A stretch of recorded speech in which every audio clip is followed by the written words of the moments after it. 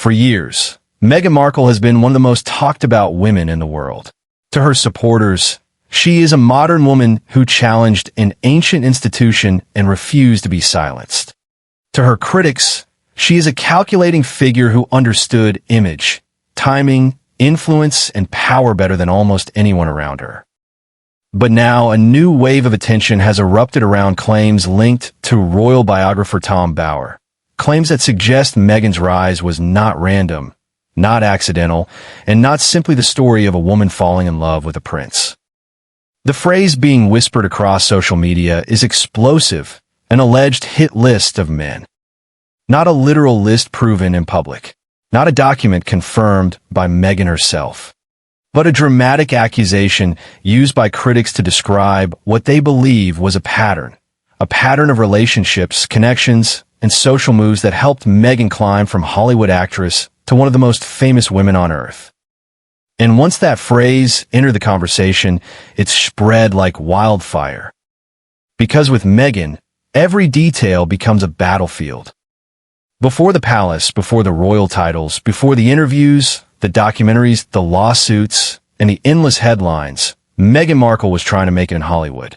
She had talent, ambition, and an understanding of how the entertainment industry worked. She knew that success was rarely just about acting ability. It was about access. It was about rooms. It was about knowing who could open doors and when to walk through them. Critics claim this is where the story begins. They argue that Meghan was never simply waiting for fame to find her. She was building toward it, one connection at a time, one carefully managed public image at a time, one strategic move at a time. And this is where Tom Bower's critics and supporters divide sharply. Supporters of Bower's work say he is willing to ask questions others avoid.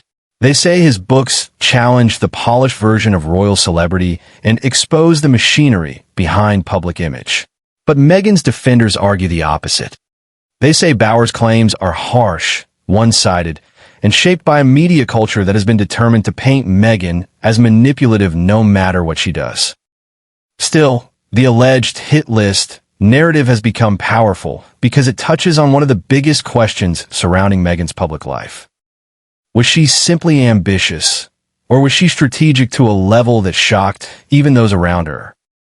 The answer depends entirely on whom you ask. To Meghan's supporters, ambition is not a crime. Men are praised for networking, climbing, negotiating, and reinventing themselves. But when Meghan does it, they argue she's accused of scheming. They believe the hit list framing is sexist, unfair, and designed to reduce her achievements to the men she knew rather than the work she did. But to her critics, the concern is not ambition itself. The concern, they say, is pattern.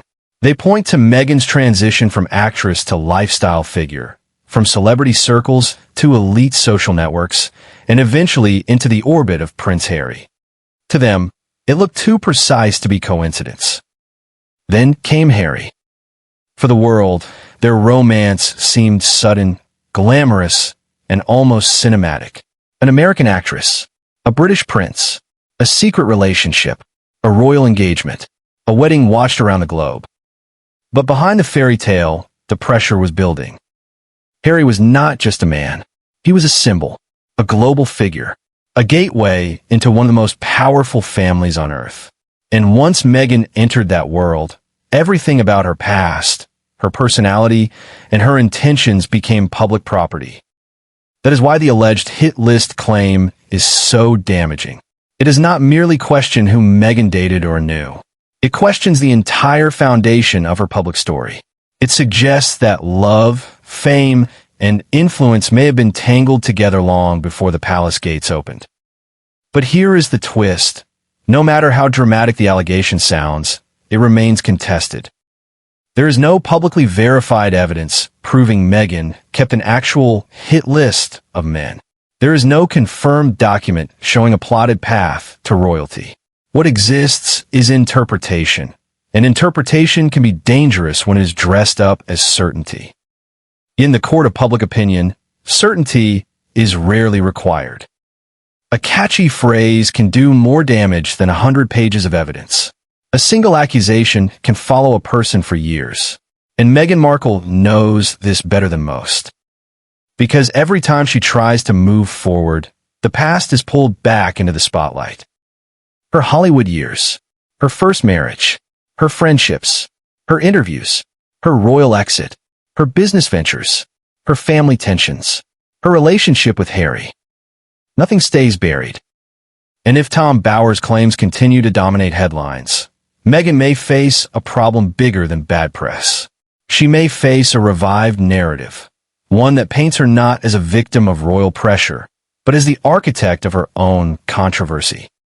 That is why this story matters. It is not just about one alleged list. It is about control. Who controls Meghan's story? Meghan herself? The royal family? The media? The biographers? Or the audience that keeps clicking every time her name appears in a headline? For now, one thing is clear. The accusation has reopened old wounds. And whether people believe Tom Bower or defend Meghan Markle, the result is the same. Her name is once again at the center of a royal storm. And this time, the question is not just what Meghan did.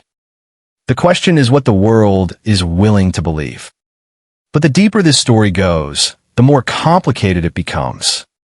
Because Meghan Markle is not just a celebrity anymore. She is a symbol. And symbols do not get judged the way ordinary people are judged. Every smile, every silence, every public appearance, every business move, every rumor becomes part of a larger war over meaning. To some, Meghan represents freedom, a woman who stepped away from royal control and chose her own life. To others, she represents disruption, someone who entered an institution, changed the dynamic, and left behind emotional wreckage. That is why Tom Bower's claims hit such a sensitive nerve. They do not exist in a vacuum. They land on years of suspicion, years of tabloid coverage, years of family tension, and years of public arguments about whether Meghan was mistreated or whether she knew exactly how to use the royal spotlight. And once the alleged hit list narrative began circulating, critics seized on it as if it explained everything. They said it explained her ambition. They said it explained her Hollywood networking. They said it explained how she entered elite circles. They said it explained why Prince Harry became such a turning point in her life. But Meghan's supporters heard something very different. They heard an old accusation dressed in new language. They heard another attempt to portray a successful woman as dangerous simply because she was strategic. They argued that almost every person in entertainment builds relationships, attends events, seeks introductions, and tries to move upward. That is not scandal, they said. That is survival. And in Hollywood, survival is rarely gentle. Before Meghan became a duchess, she was an actress in a competitive industry where thousands of talented people disappear without ever getting a meaningful chance. Her role on Suits gave her visibility, but visibility is not the same as power. She still had to build a brand. She still had to be seen in the right rooms. She still had to prove she belonged in spaces where fame, money, and influence quietly overlap. To critics, this looks calculated. To supporters, this looks normal. That divide is what keeps Meghan's story alive. Because the same action can be read in two completely different ways, depending on whether you already trust her or distrust her. If Meghan attends a high-profile event, one side calls it networking, the other calls it plotting. If she speaks about hardship, one side calls it courage, the other calls it performance. If she stays silent, one side calls it dignity, the other calls it strategy. There's almost no neutral ground left. And that may be the most tragic part of Meghan's public image. She has become a figure people react to before they even hear the details. Tom Bower understood that tension. His work entered an environment already full of suspicion. His claims did not have to convince everyone. They only had to reinforce what some people already believed. That is the power of a controversial biography. It does not merely tell a story. It gives structure to a feeling. For years, critics have felt that Meghan's rise was too perfect, too fast, too polished. They questioned how an American television actress moved from cable drama fame into royal life with such speed. They questioned the carefully curated public image. They questioned the timing of certain friendships, media appearances, and relationships. So when claims emerged suggesting that Meghan may have been highly intentional about the men and connections around her, critics felt vindicated. But feeling vindicated is not the same as having proof. And that distinction matters. Because Meghan Markle is a real person, not just a character in a royal drama. Behind the headlines is a woman, a wife, a mother, and someone whose life has been dissected in public for years. Whatever one thinks of her choices, the machine around her is brutal. It rewards outrage. It rewards suspicion. It rewards the most dramatic version of every story. And hit list is exactly that kind of phrase. It is sharp. It is memorable. It sounds sinister. It suggests planning, targets, manipulation, and emotional calculation.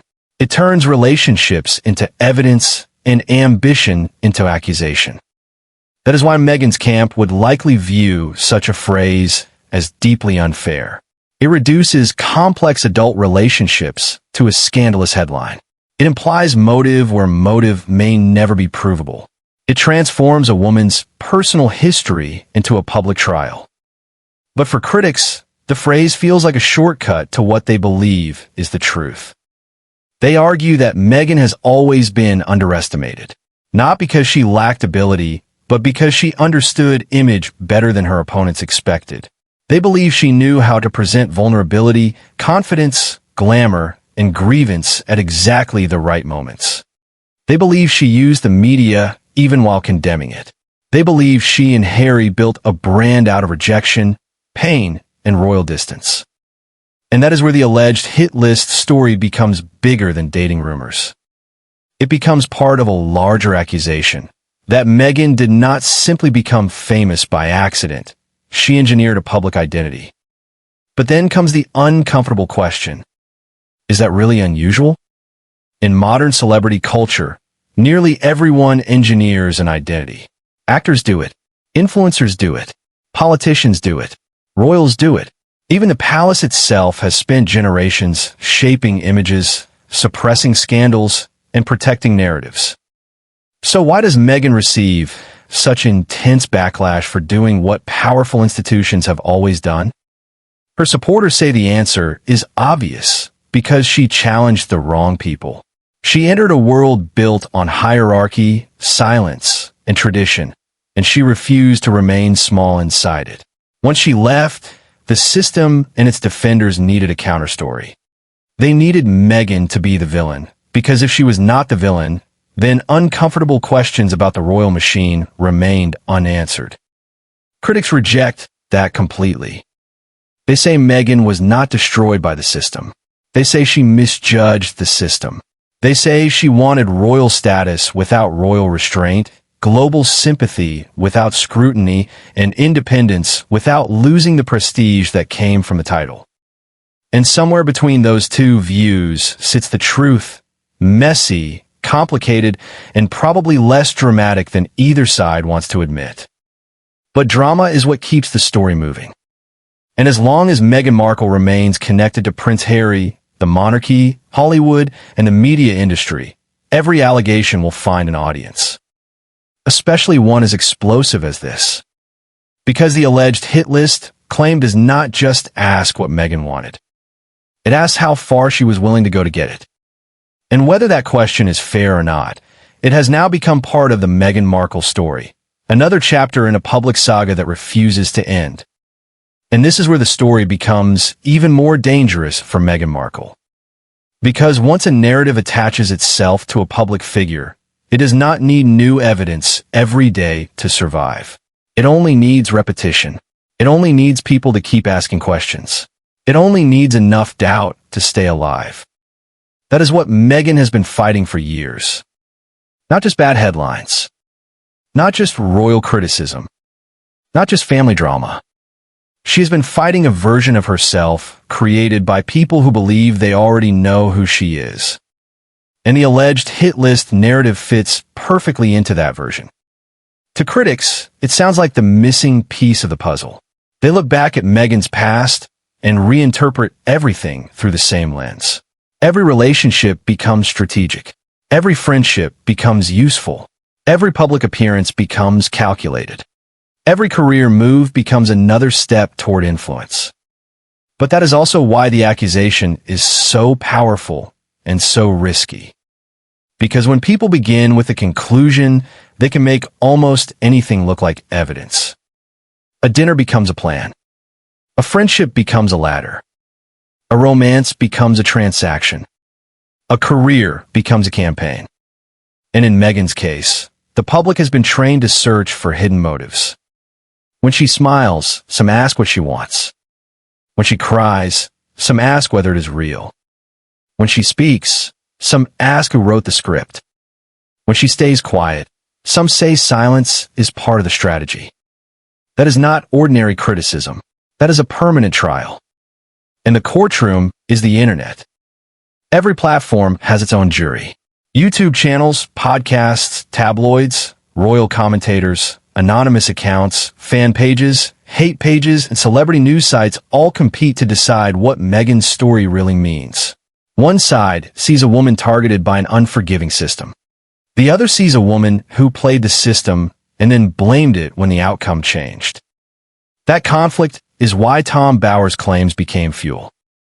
For people already suspicious of Meghan, Bower's work gave them language. It gave them a framework. It gave them the sense that their doubts were not just emotional reactions, but part of a documented pattern.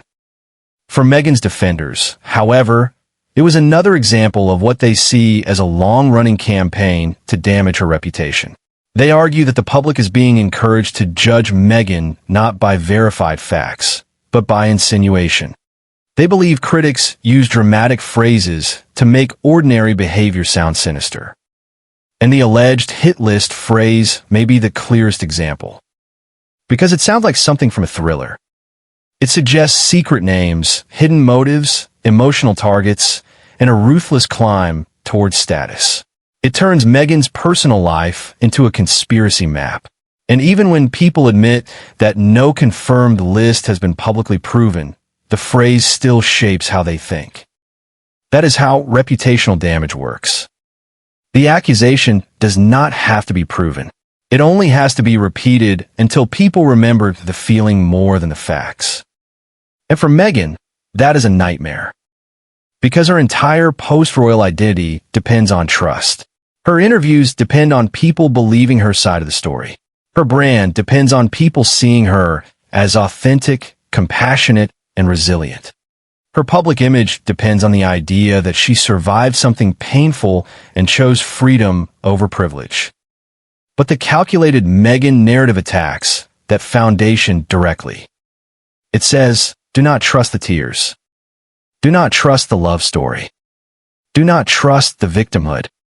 Do not trust the carefully chosen words. That is why this allegation matters so much in the public imagination. It does not merely criticize one chapter of Meghan's life. It tries to rewrite the entire book. And Prince Harry is trapped inside that rewrite. Because if Meghan's critics accept the alleged hit list idea, then Harry becomes more than her husband. He becomes the ultimate symbol of what they believe she wanted: status, protection, global attention, and access to a level of fame no Hollywood role could ever provide. That is a brutal interpretation, and it is one Meghan's supporters strongly reject. They argue that Harry was not a victim of Meghan's ambition. He was already unhappy inside the royal system. He had already spoken about grief, pressure, media intrusion, and the emotional weight of royal life. From that perspective, Meghan did not create Harry's pain. She simply gave him the courage to leave. But critics respond with a colder view. They say Harry changed after Meghan. They say he became more isolated from his family, more hostile toward the press, and more willing to expose private royal matters in public. They believe Meghan did not simply join his life, she redirected it. And once again, the truth may be far more complex than the argument. Relationships change people. Marriage changes people. Trauma changes people. Fame changes people, and when all of those forces collide under global attention, the result is never simple. But simplicity is what audiences crave. They want heroes and villains. They want betrayal and revenge. They want the hidden reason behind everything. And Meghan Markle's life has become one of the most profitable mystery boxes in modern celebrity culture. That is why every new claim matters. Even an alleged claim. Even a contested claim. Even a phrase that may be more dramatic than factual. Because Meghan is no longer fighting one headline. She is fighting the accumulation of headlines. One rumor stacks on another. One accusation revives an older accusation. One biography leads to another documentary, another interview, another reaction, another wave of online judgment. And the more she pushes back, the more critics say she is panicking. If she denies it, they say she is defensive. If she ignores it, they say she cannot answer. If Harry defends her, they say he is controlled. If her friends defend her, they say the response is coordinated. That is the impossible box Meghan now lives inside. And perhaps that is why the public cannot look away. Because this is no longer just a royal story. It is a story about reputation in the modern age. It is about what happens when a person becomes so famous that every part of their life can be turned into content. For Meghan Markle, the alleged hit list narrative may fade, or it may become another permanent stain in the minds of her critics. But one thing is certain. The battle over her image is far from over. And if Tom Bower's claims continue to echo through the media, Meghan may find herself facing the one thing even royalty cannot easily escape. A story the public refuses to forget. But there is another side to this story that cannot be ignored. The more Meghan Markle is accused of being strategic, the more the public must confront an uncomfortable truth. Strategy is not unusual in the world she entered. Hollywood is strategic. Royal life is strategic. Media management is strategic. Public image is strategic. Even silence in elite circles is often strategic. So why does Meghan's alleged strategy provoke such an emotional reaction? The answer may be because Meghan did not just move through powerful spaces. She crossed boundaries between them. She moved from television to celebrity culture. From celebrity culture to royalty. From royalty to global media. From global media to personal branding. Each transition created new supporters, new enemies, and new questions. To her defenders, that journey is impressive. They see a woman who refused to stay limited by one role. She was not content to be only an actress, only a wife, only a duchess, or only a symbol inside someone else's institution. She wanted ownership of her own story. But to critics, that same journey looks suspicious. They see a woman who kept moving toward bigger platforms, bigger names, bigger audiences, and bigger influence. In that version of the story, the alleged hit list is not really about romance. It is about access. Access to rooms. Access to power. Access to protection. Access to fame. And that is why the phrase is so damaging. It suggests that people were not people. They were steps, connections, opportunities, useful names on the path to something greater. There is no verified public proof that Meghan Markle kept such a literal list. But in the world of online judgment, the phrase does not need to be literal to be effective. It works because it gives critics a simple way to explain a complicated woman. And Meghan has always been complicated. She is polished but emotional, private but public, royal but anti-royal, famous but often critical of fame, a victim in one story, a villain in another. That contradiction keeps people watching. Because audiences are not only interested in what Meghan says, they are interested in whether they should believe her. That question has followed her since the royal exit. When Meghan and Harry stepped away from their official roles, the world did not simply see a couple leaving a difficult family situation. People saw a challenge to monarchy itself. They saw a prince walking away from duty. They saw an American woman accused by critics of pulling him away from everything he had known. To supporters, Meghan saved Harry. To critics, Meghan isolated him. And the alleged hit list narrative feeds directly into the second interpretation. It paints Harry not as a man making his own decision, but as the final and most powerful figure in a chain of useful relationships. That is why Harry's role in this story is so important. If he appears happy, Meghan's defenders say the criticism is cruel and unnecessary. If he appears tense or distant, critics say it proves their suspicions. If he speaks against the royal family, critics say Meghan influenced him. If he stays quiet, they claim he's been silenced. No matter what he does, the story bends around Meghan. And that may be the most revealing part of all. Because the public is not simply debating Meghan's past. It is debating power inside a marriage. Who changed whom? Who benefits? Who lost the most? Who gained the most? Those questions are personal, but they have become public entertainment. Tom Bower's claims and the commentary surrounding them entered that environment like gasoline on a fire. They gave critics permission to revisit everything. Meghan's early ambitions, her first marriage, her friendships, her social circle, her meeting with Harry, her royal struggles, her media deals, and her life after the palace. Suddenly, nothing looked separate anymore. Everything became part of one long theory. But theories can be dangerous because they often leave no room for ordinary human complexity. Maybe Meghan was ambitious and also in love. Maybe Harry was vulnerable and also independent. Maybe the royal family was cold in some ways and also wounded by the couple's decisions. Maybe the media was cruel and also rewarded by the public's hunger for scandal. The truth rarely belongs entirely to one side. But online culture does not reward balance. It rewards certainty. It rewards the person who says, "This is what really happened." It rewards the most dramatic interpretation, the strongest accusation, the sharpest headline.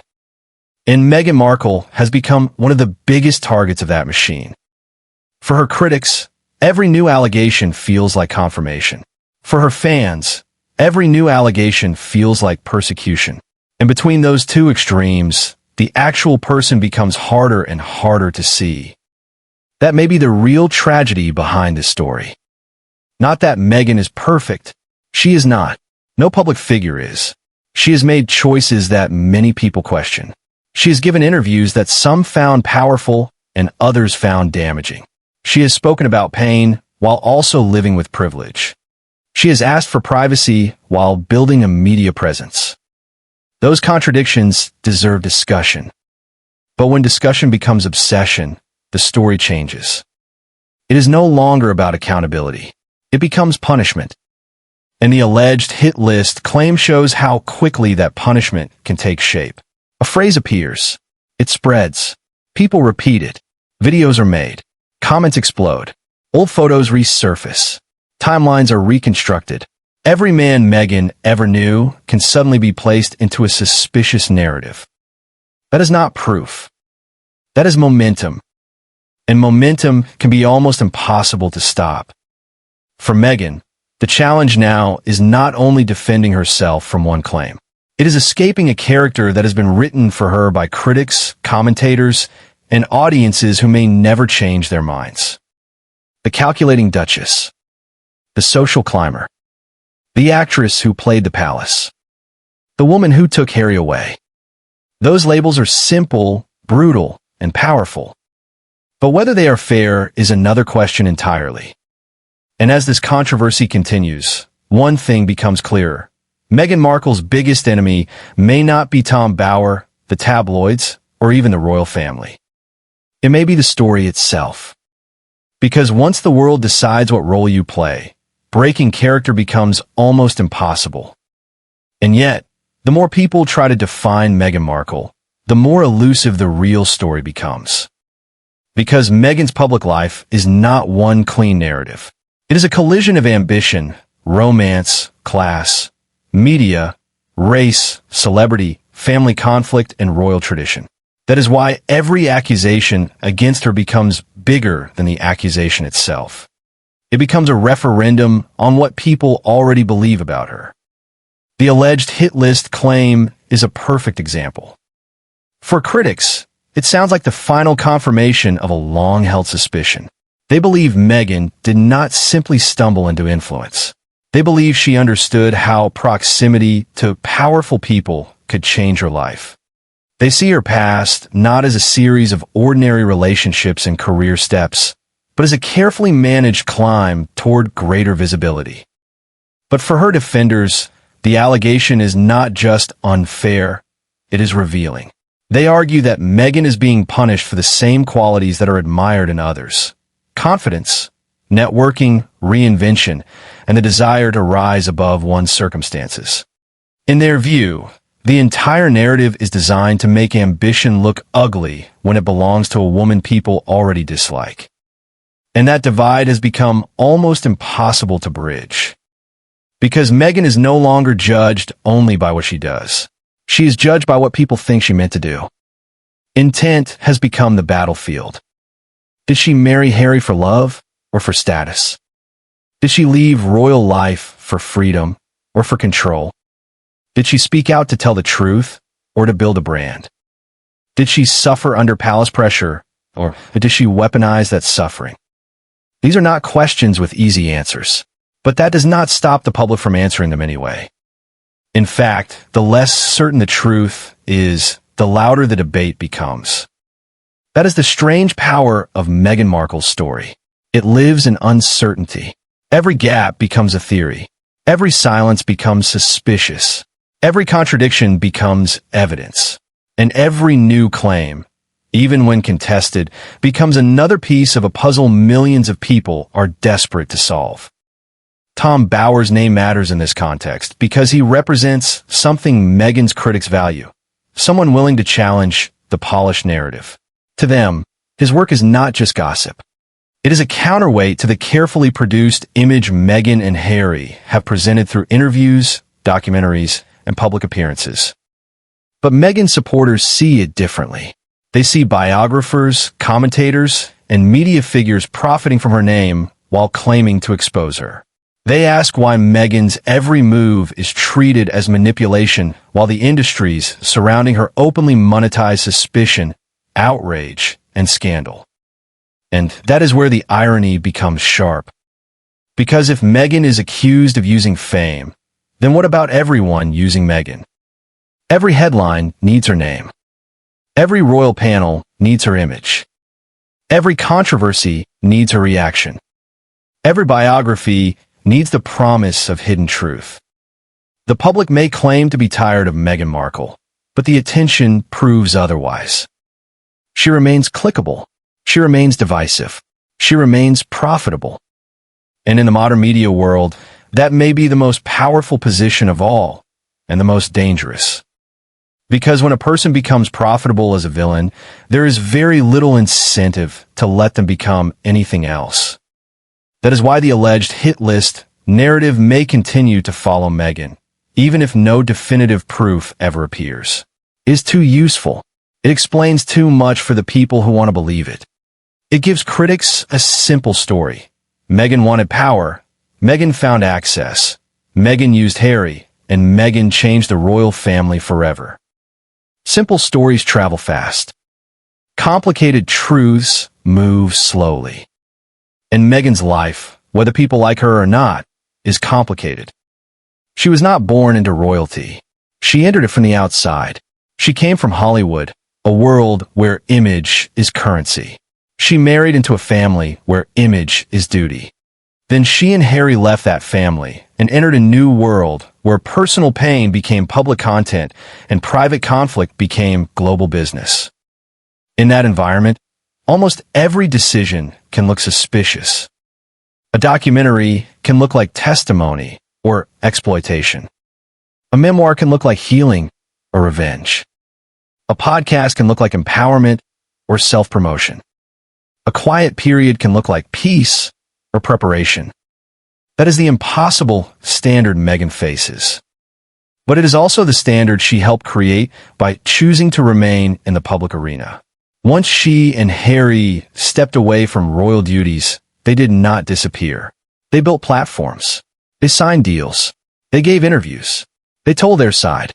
And when public figures tell their side, the public often demands the right to investigate the other side.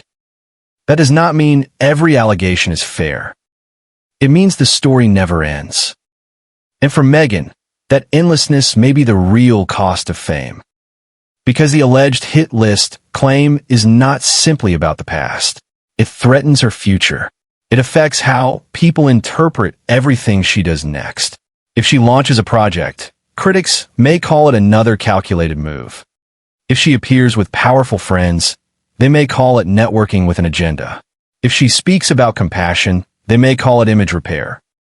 The accusation becomes a filter. And once a filter is placed over a public figure, removing it is nearly impossible.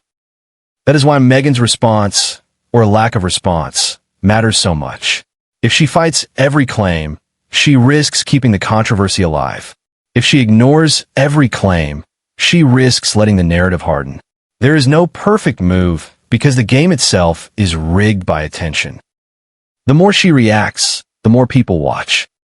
The more people watch, the more stories are produced. The more stories are produced, the harder it becomes to separate Meghan Markle the person from Meghan Markle the controversy. And perhaps that is the final twist. The alleged hit list may or may not fade. Tom Bower's claims may continue to be debated. Meghan's critics may continue to dig through her past, while her defenders continue to argue that she is being unfairly targeted. But beyond all of that, one truth remains. Meghan Markle has become one of the most polarizing women of the modern celebrity age because her story forces people to confront uncomfortable questions about ambition, power, gender, privilege, and control. Was she a woman who found her voice? Or a woman who knew exactly how to make the world listen? That question keeps the world divided. And as long as Meghan's name still has the power to ignite outrage, sympathy, suspicion, and fascination, the story will not end.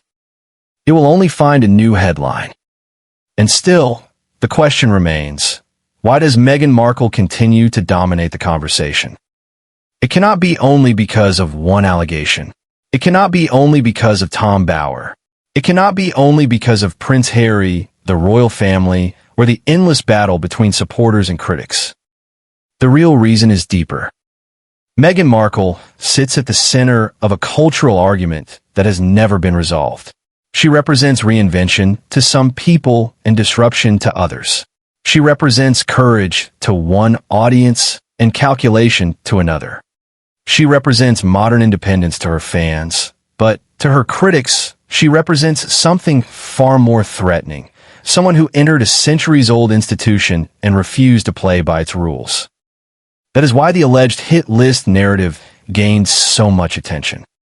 It gave people another way to explain her rise. Not as a love story, not as destiny, not as a woman finding her place, but as a plan. And that is the version her critics find easiest to believe.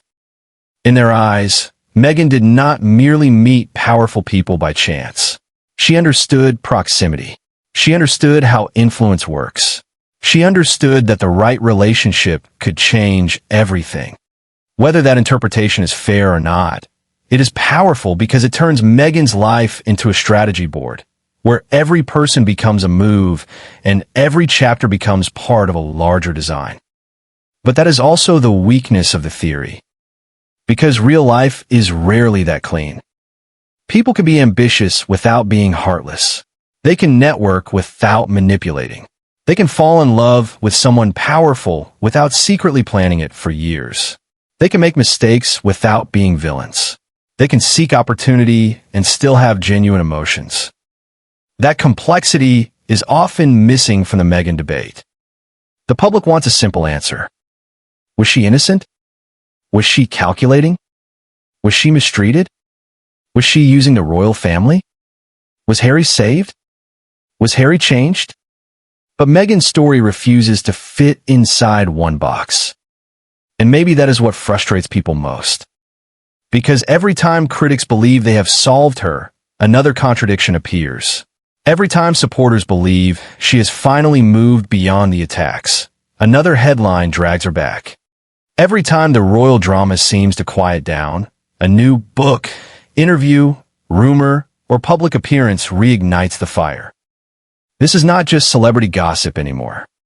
It is a cycle. And everyone involved benefits from keeping the cycle alive, except perhaps the people at the center of it. The media benefits because Meghan drives attention. Critics benefit because her name brings audiences.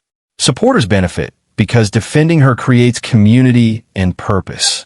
Royal commentators benefit because she remains one of the most reliable subjects in modern monarchy coverage. Even social media platforms benefit because outrage keeps people engaged. So when a phrase like alleged hit list appears, it does not move through the world as a quiet claim. It becomes content. It becomes thumbnails. It becomes reaction videos. It becomes comment wars. It becomes another weapon in a battle that was already waiting for ammunition. And Meghan, whether she responds or not, becomes the product again. That is the part many people overlook. The public often asks why Meghan keeps appearing in the news, but the machine itself keeps pulling her back. A single claim can be repeated for weeks. Old interviews can be re-edited. Old photos can be reinterpreted. Former friendships can be examined like evidence. A casual moment from years ago can be turned into proof of a personality trait. The past never stays past. And for Meghan Markle, the past is constantly being used to judge the present. If she launches a lifestyle project, critics connect it to old accusations about image building. If she speaks about kindness, critics compare it to claims about difficult behavior. If she stays away from the royal family, critics say it proves division. If she appears near them, critics say it proves she still wants royal relevance. There is no neutral move left. That is why the alleged hit list story is so damaging, even without confirmed public proof of a literal list. It gives people a frame that can be applied to almost anything. Once a person is labeled strategic in a negative way, even ordinary behavior begins to look suspicious. And perhaps Meghan understands this better than anyone. She knows that denying every claim can look desperate. She knows that ignoring every claim can look evasive. She knows that defending herself may feed the story, while silence may allow others to define her. That is a brutal position for any public figure, but especially for someone whose public image depends so heavily on authenticity. Because authenticity is fragile. It cannot simply be declared. It has to be believed. And belief is exactly what Meghan has struggled to secure from the people who distrust her. Her supporters already believe her. Her harshest critics probably never will. The real battle is for the undecided audience. The people who do not follow every royal update, but absorb enough headlines to form an impression. For those people, repeated allegations can quietly shape perception. They may not know the details. They may not know what was proven. They may not know what was denied. But they remember the feeling. They remember controversy. And in the world of reputation, that can be enough. This is where Tom Bower's role becomes so significant in the story. His claims and commentary did not create every doubt about Meghan, but they gave critics more material to work with. They added another layer to a public image already under pressure. And once that layer was added, it became harder for Meghan to escape the idea that there is always something hidden behind the polished surface. That is the central accusation against her. Not that she is famous. Not that she is ambitious. Not that she married Harry. But that the public version of Meghan Markle is incomplete. Her critics believe there is another Meghan behind the interviews, behind the soft voice, behind the carefully chosen words and humanitarian language. They believe the real Meghan is tougher, colder, and more calculating than the image presented to the world. Her supporters say that is exactly how women are punished when they refuse to be passive. They say strength is being mislabeled as manipulation. They say strategy is being twisted into scandal. They say Meghan is being attacked, not because she deceived the world, but because she dared to control her own narrative. And so the argument continues. Two versions of Meghan. Two versions of Harry. Two versions of the royal exit. Two versions of the truth. And somewhere in the middle is a story that may never fully satisfy anyone. Because the Meghan Markle saga was never only about facts. It was about interpretation. It was about emotion. It was about what people wanted the facts to mean. That is why one alleged phrase can shake the internet. That is why one biography can reopen years of debate. And that is why, even now, Meghan remains trapped inside a story that grows larger every time someone tries to end it. But what makes this chapter especially explosive is not only what is being alleged. It is the timing. Because Meghan Markle has spent years trying to reshape her public identity after leaving royal life. She and Prince Harry have attempted to move from royal controversy into independent influence. They have spoken about mental health, family trauma, media pressure, personal freedom, and the cost of living inside an institution built on silence. Yet every time Meghan appears ready to turn the page, another story pulls her back into the old fire. And the alleged hit list narrative is exactly the kind of story that can undo years of careful image repair. It does not attack one interview. It does not criticize one business deal. It does not question one public appearance. It questions the origin story. That is what makes it so dangerous. Because if critics can convince the public that Meghan's rise was built on calculated relationships, then every later chapter begins to look different. The royal wedding looks different. The palace conflict looks different. The Oprah interview looks different. The documentaries look different. The public complaints about privacy look different. Even the love story with Harry begins to look, in the eyes of critics, less like romance and more like strategy. That is a brutal shift. And it is why Meghan's defenders push back so strongly. They know that once a person's origin story is damaged, it becomes almost impossible to restore. Public figures can survive mistakes. They can survive bad press. They can survive failed projects. But when people begin to believe the entire foundation was false, the damage becomes deeper. The audience does not simply ask, "What happened?" They ask, "Was any of it real?" That question is poison to a public image. For Meghan, authenticity has always been central to her brand. She presents herself as someone who speaks from lived experience, someone who values compassion, independence, and emotional honesty. Her appeal depends on the belief that she is not merely performing vulnerability, but revealing truth. The alleged hit list narrative cuts directly against that. It suggests performance. It suggests calculation. It suggests that the emotional story may have been wrapped around a much colder ambition. Again, there is no confirmed public proof that Meghan kept a literal list of men. That distinction matters. But in the world of celebrity scandal, perception often moves faster than verification. A phrase does not need to be legally proven to become culturally powerful. It only needs to be repeated enough times by people who want it to be true. And Meghan's critics want it to be true because it explains the mystery they believe they have been watching for years. How did Meghan enter Harry's world so quickly? How did the relationship become so serious so fast?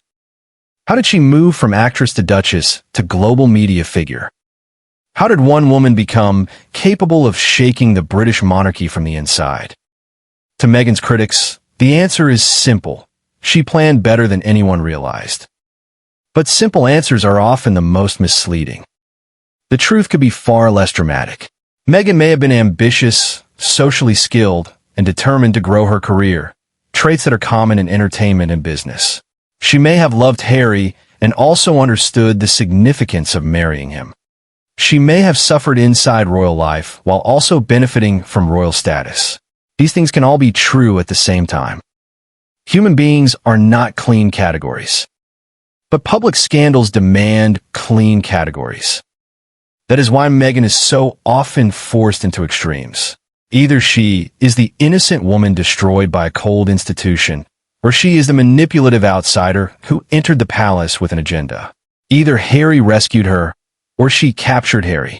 Either the media abused her, or she used the media. Either she wanted peace, or she wanted power. There is very little room for the uncomfortable middle. And the uncomfortable middle is probably where the real story lives. Because Meghan's life contains contradictions that neither side can fully explain away. She has spoken about privacy while remaining highly visible. She has criticized royal life while continuing to carry royal relevance. She has built a brand around independence while still being tied to one of the most famous families in the world. Her supporters say those contradictions are normal for someone trying to rebuild after trauma. Her critics say those contradictions reveal the plan. And that is why the debate never ends. Every fact becomes ammunition. Every silence becomes strategy. Every public move becomes a clue. Every old friendship becomes part of a timeline. Every former relationship becomes a point of suspicion. This is the machinery of modern celebrity judgment. It does not merely report a life.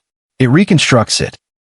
And once Meghan's past is reconstructed through the lens of alleged calculation, even ordinary moments can be made to look suspicious. A photo at an event becomes evidence of networking. A friendship with a famous person becomes a step toward influence. A past relationship becomes part of a supposed pattern. A career decision becomes proof of ambition. But ambition alone is not scandal. The scandal, if critics are to be believed, is the possibility that ambition was hidden beneath innocence. That is the emotional core of the accusation. It is not that Meghan wanted success. Many people want success. It is that critics believe she wanted the world to see her success as accidental, romantic, and morally pure. Well, according to them, something more strategic was happening behind the scenes. That is why the alleged hit list phrase has such dramatic force. It turns ambition into evidence of deception. And whether that is fair or not, it is powerful storytelling. For Meghan, the problem is that powerful storytelling often beats careful denial. The public remembers the dramatic version. They remember the phrase. They remember the suspicion. They may forget the disclaimers, the lack of confirmed proof, and the difference between allegation and fact. That is the nightmare of reputation. Once doubt becomes entertaining, truth becomes secondary. And Meghan Markle has lived inside that nightmare for years. No matter what she does next, this controversy may continue to shadow her. If she rebuilds her career, critics will call it another calculated reinvention. If she retreats from public life, they will say the pressure finally worked. If Harry stands beside her, they will say he is still under her influence. If he speaks independently, they will search his words for signs of distance. The story has become bigger than the people inside it. And that may be the most haunting part of all. Because behind the headlines, behind Tom Bower's claims, behind the alleged hit list phrase, behind the endless arguments about ambition and manipulation, there remains a human reality. Meghan Markle and Prince Harry are not just characters in a royal drama. They are people living with the consequences of a story the world refuses to stop telling. But the world is not ready to stop. Not yet. Because every great scandal needs one question that keeps echoing after the facts run out. And in Meghan's case, that question is simple. Was she misunderstood from the beginning? Or did the world finally understand her too late?